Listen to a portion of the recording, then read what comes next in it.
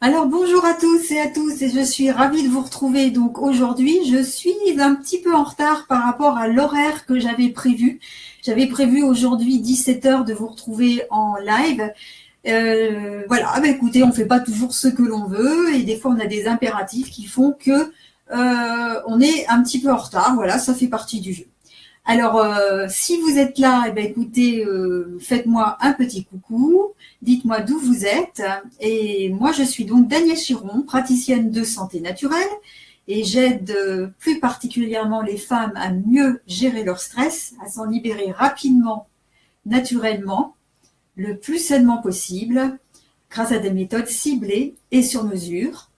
Il me tient vraiment à cœur de vous aider, vous mesdames, à vivre une vie beaucoup plus douce et beaucoup plus sereine.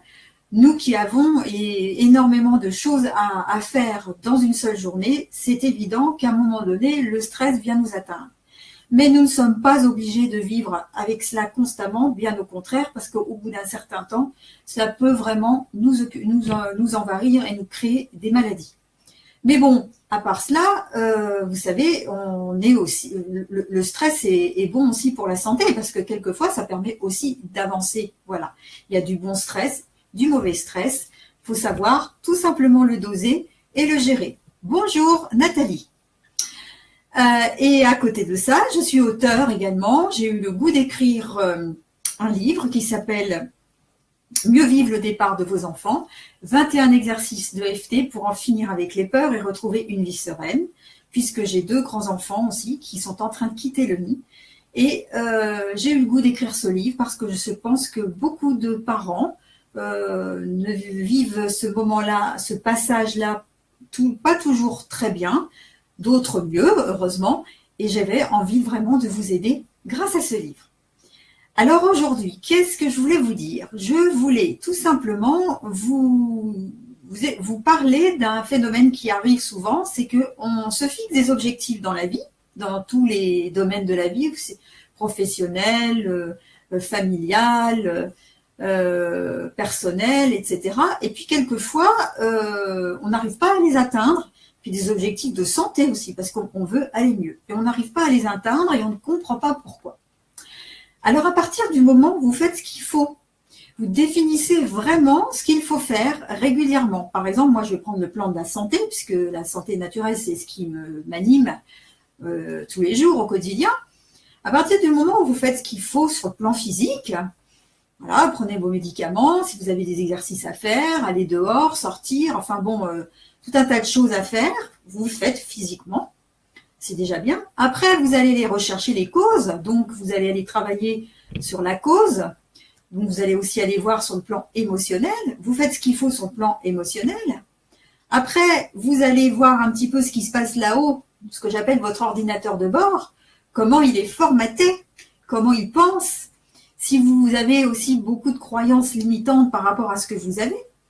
Une fois que vous avez fait un travail là-dessus, vous faites tout ça bien régulièrement, et la seule chose à faire après, c'est de lâcher prise et de ne plus y penser.